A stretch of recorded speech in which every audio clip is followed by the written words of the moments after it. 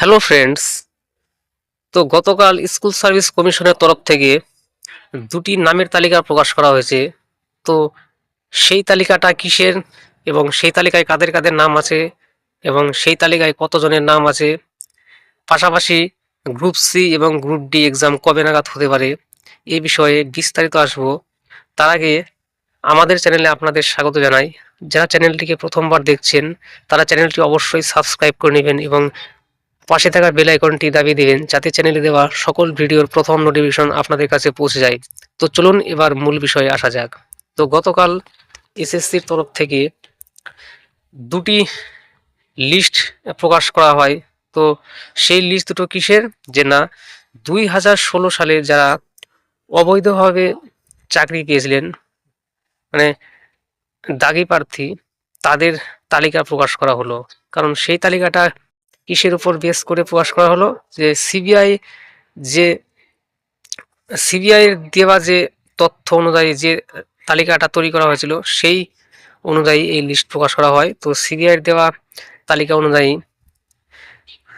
3টি উপায়ে যারা আর কি কারচুপি করে এই জবটা পেয়েছিলেন, তো সেই 3টি উপায়ের মধ্যে একটি হলো ওএমআর মিসম্যাচ।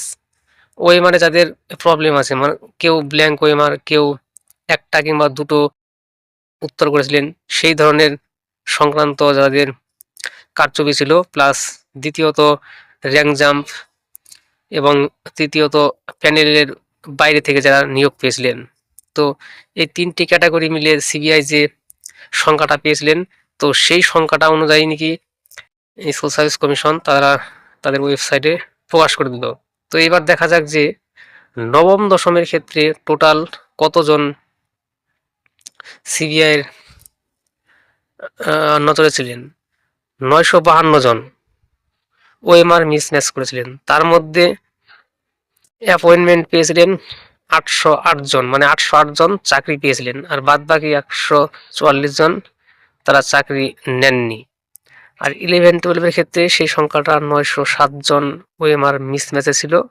তাদের মধ্যে 772 জন চাকরি পায় আর 135 জন চাকরিতে যোগ দেয়নি।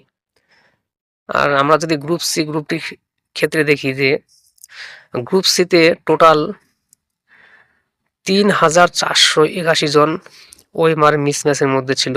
তার মধ্যে 782 জন চাকরি পেয়েছিলেন, আর বাদ বাকিটা চাকরি নেয়নি। আর গ্রুপ ডির ক্ষেত্রে 2823 জন ওএমআর মিসম্যাচ ছিল, তার মধ্যে চাকরি পেয়েছিলেন 1911 জন।